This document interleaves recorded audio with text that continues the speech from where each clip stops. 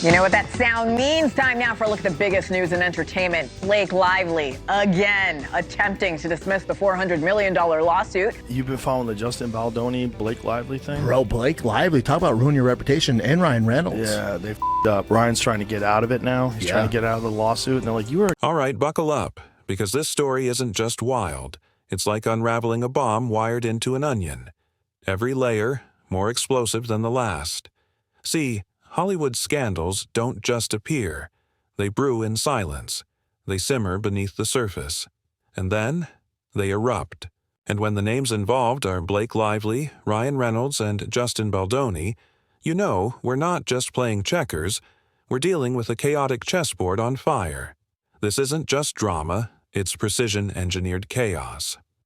It started with Leslie Sloan, then Ryan Reynolds, and now Blake Lively herself stepping into the spotlight, claiming it's all part of a vengeful setup. But let's get straight to the twist that flipped this whole thing upside down. Blake Lively's secret lawsuit. Yeah, you heard that right. Secret. We're talking about a lawsuit so low-key, so buried, it might as well have come out of a Hollywood thriller. Nobody knew about it until someone cracked the lid off this legal Pandora's box. And here's where it gets juicy. This lawsuit wasn't even filed under Blake's name. Nope, too obvious, too risky. Instead, it was hidden behind a faceless corporate shell. Van Zandt Incorporated. Sounds like a random business no one's ever heard of. Right? Wrong. Because when you dig deeper, guess whose name is all over it? Blake Lively. She's listed as the CEO, secretary, and CFO. It's her creation, her mask, her legal smokescreen. So what did this company do? It sued 10 unnamed defendants. That's right, no names, no faces, just the shadowy label of John Does. The accusation, allegedly damaging Van Zandt's reputation in business. But let's not kid ourselves. This wasn't about protecting a business. This was about one thing: gaining access to private conversations, private emails, private text messages, information that could flip the narrative. And now, let's rewind to where this all started to combust. The timeline. Because that's where the real mayhem begins. In July, Jennifer Abel, a PR associate under Stephanie Jones, turned in her resignation. Now look, people quit jobs all the time in this industry. But this exit? It was a seismic event inside Jones' Works, Stephanie's PR empire. Why? Because Abel wasn't just another name on payroll. She was managing Justin Baldoni's publicity during the It Ends With Us tour. And when she left to go solo, guess who followed? Baldoni and his production company, Wayfarer Studios. And that's when Stephanie Jones snapped. This wasn't just a client walking away. It was her credibility, her status, her grip on Hollywood power slipping through her fingers. And let me tell you, Stephanie doesn't lose gracefully. Reports suggest that this one resignation didn't just cause ripples.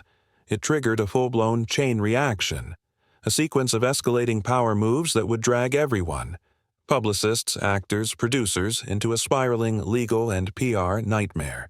On August 21st, just 2 days before Jennifer Abel's official last day, Stephanie Jones reportedly seized Abel's company phone, citing compliance with the subpoena.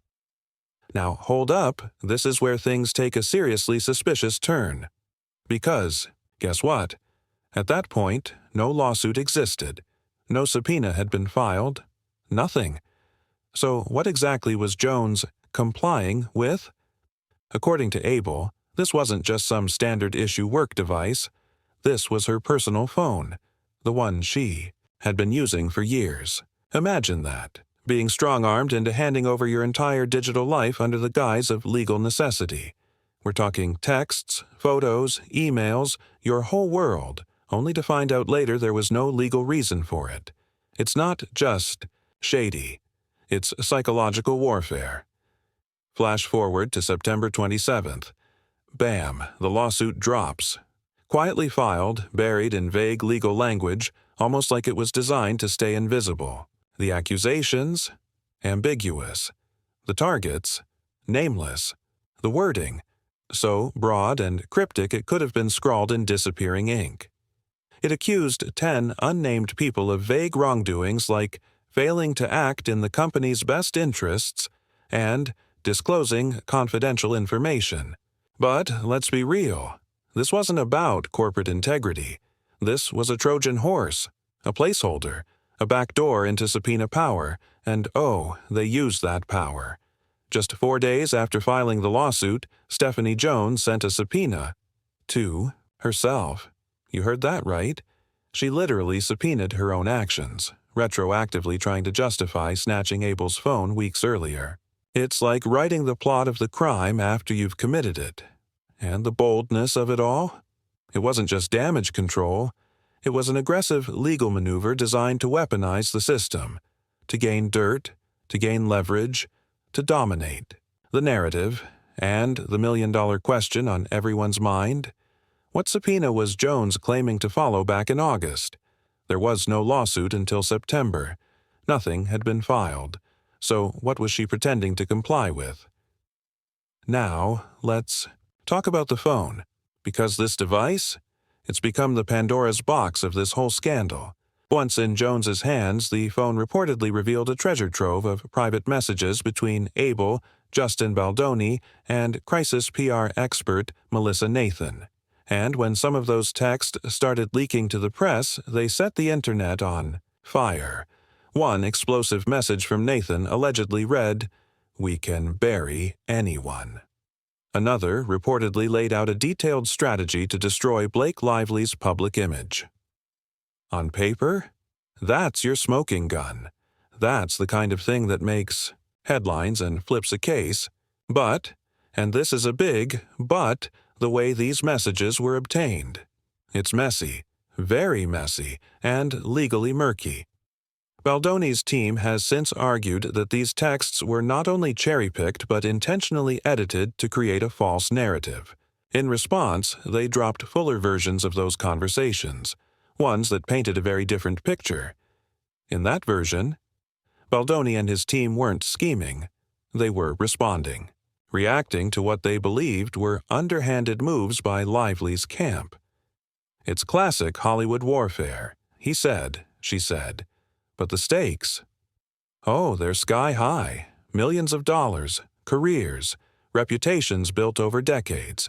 And then there's the timeline, the part that makes this all even murkier.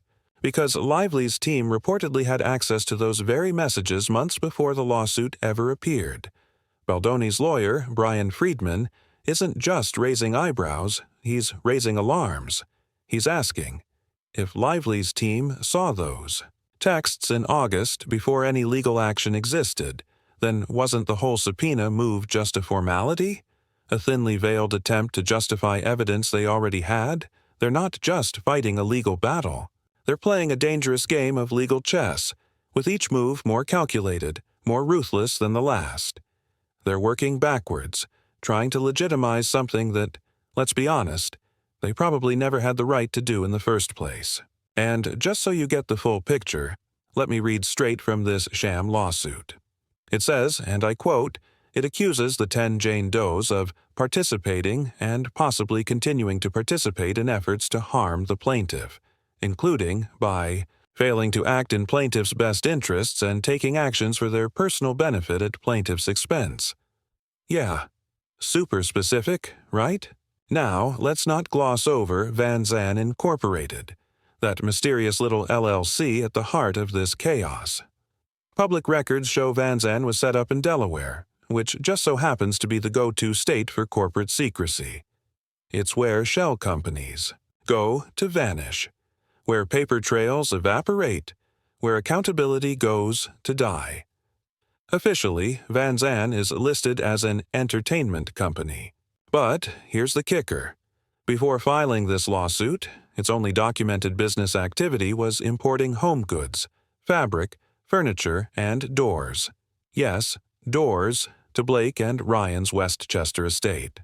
That's it. No scripts, no productions, just curtains and coffee tables. So this company that supposedly filed a lawsuit to protect its entertainment ventures had never actually done any business in entertainment, almost like it was created solely for this legal stunt. And if that doesn't scream calculated, I don't know what does. But oh, it gets better. The address Van Zandt lists in New York? It's not some random office. It matches the location of a PR agency tied directly to Blake Lively's own publicist, Leslie Sloan. And you know who else has ties to that same address? Journalist Liz Plank, the one who published a glowing profile on Blake, conveniently portraying her as the innocent victim of a smear campaign. Now, maybe that's a coincidence, but when you connect the dots, it doesn't look random.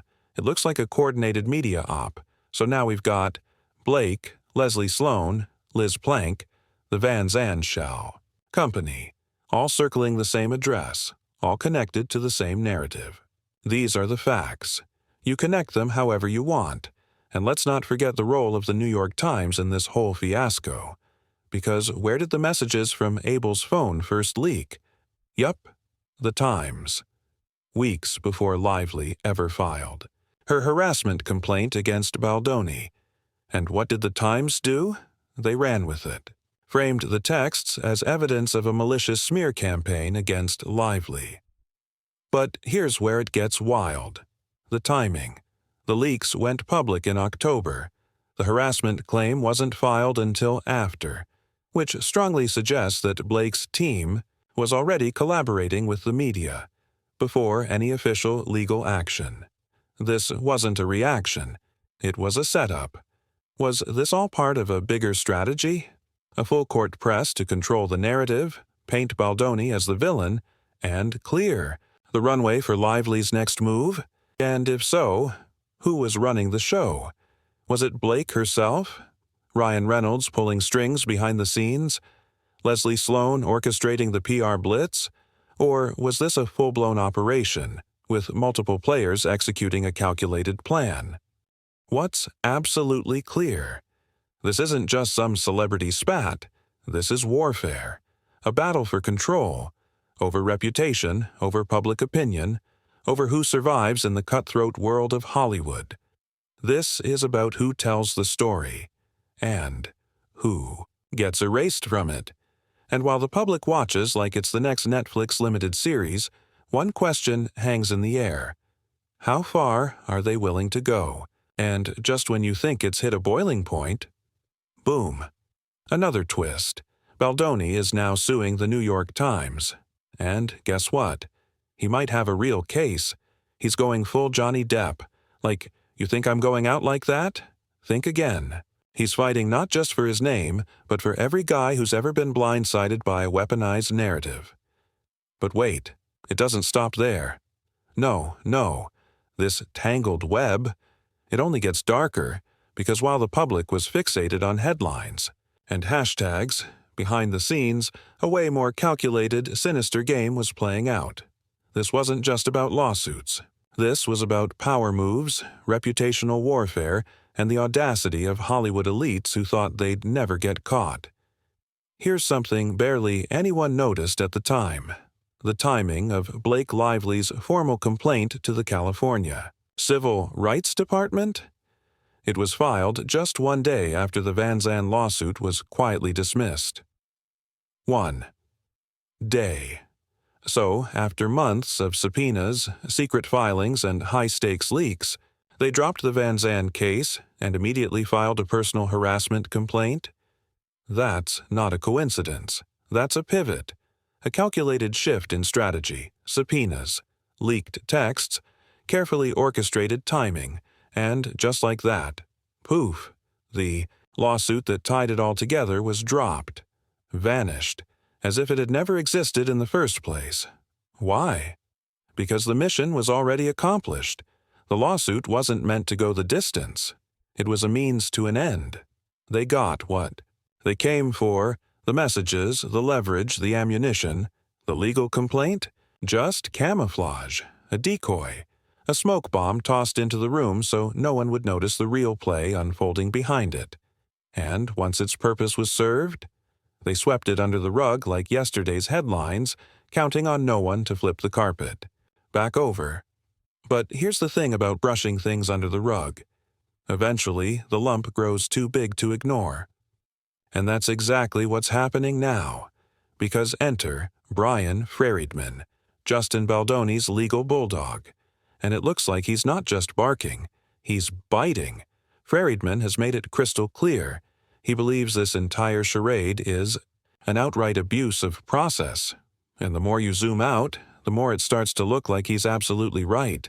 Because this wasn't a case built to win in court. It was a media war. A war fought with leaks, headlines, and smoke and mirrors. Strategy. Every anonymous source. Every screenshot from a confiscated phone. It was all part of a long game to demolish Baldoni's reputation one push notification at a time. And speaking of perception warfare, let's talk about the New York Times. The very next day after Lively filed her CRD complaint, the Times drops a glowing exposé.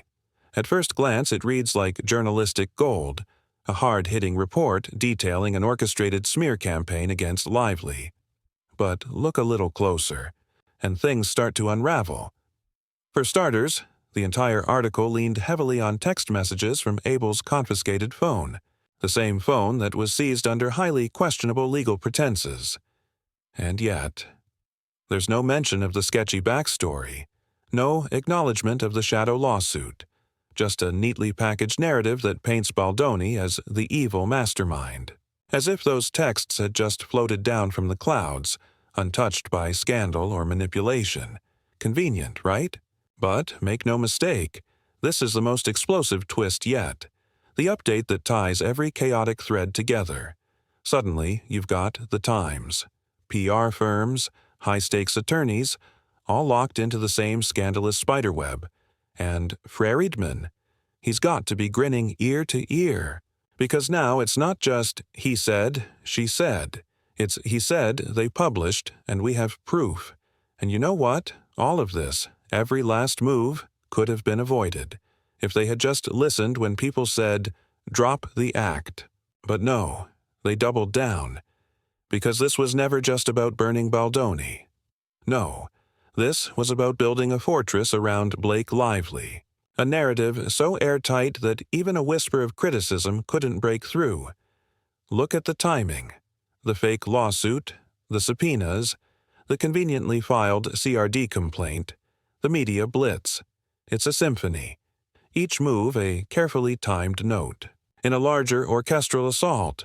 And who was the conductor? That's where things get messy. Because while Lively's legal team played defense in public, all signs point to her PR machine, helmed by Leslie Sloan, pulling the strings behind the curtain. This wasn't damage control. This was narrative domination. And honestly, it feels like we're watching a movie. Only the actors didn't just star in it.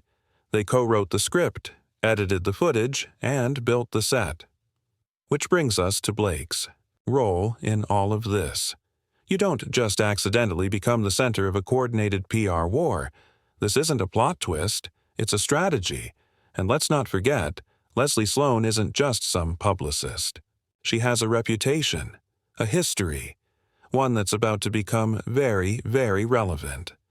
Leslie Sloan isn't just a publicist, she's a fixer. She's built her career managing Hollywood's messiest scandals, and if the whispers are true, she's not afraid to get her hands dirty. Multiple insiders say it was Sloan who fed the New York Times just enough curated intel to spin a compelling, headline-dominating narrative, while conveniently leaving the shadowy details, like the Van Zandt lawsuit, on the cutting room floor. If that's true, it raises serious questions about journalistic integrity, about media complicity, about how far some are willing to go to protect their image, no matter the cost. And then there's Stephanie Jones. Don't let her slip through the cracks, because this entire mess kicked off when she confiscated Abel's phone. Her defense? She was following a subpoena. But the subpoena didn't exist yet. That legal order came weeks later. So what was she doing? Playing vigilante? Settling a personal grudge? Or was she acting under orders from higher up?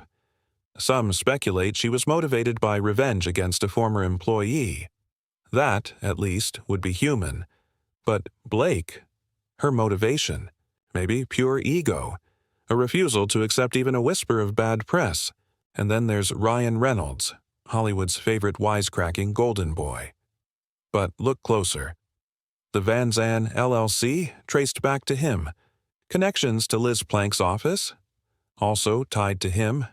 Reynolds might not be front and center, but his fingerprints are everywhere. He's a master of brand control, a savvy operator behind the scenes. So ask yourself, was he simply protecting his wife? Or was he running the playbook?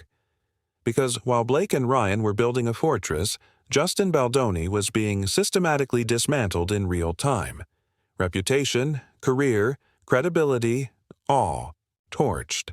For what? A role, a rebrand, a vendetta. At what point does it stop being strategy and start being sabotage? And while we're talking consequences, let's be real. If an average person stole a phone and exploited its contents, that's criminal. But here, we're watching elite figures bend the rules with a smirk. It's theft with polish, manipulation with a press pass. And it's exactly why people hate the ultra-rich, because if you steal a Snickers, you get arrested. But if you steal someone's life and you've got money and power, you call it PR. So here's the question. Was this a frantic act of desperation, or a cold, calculated assault on anyone who dared step out of line?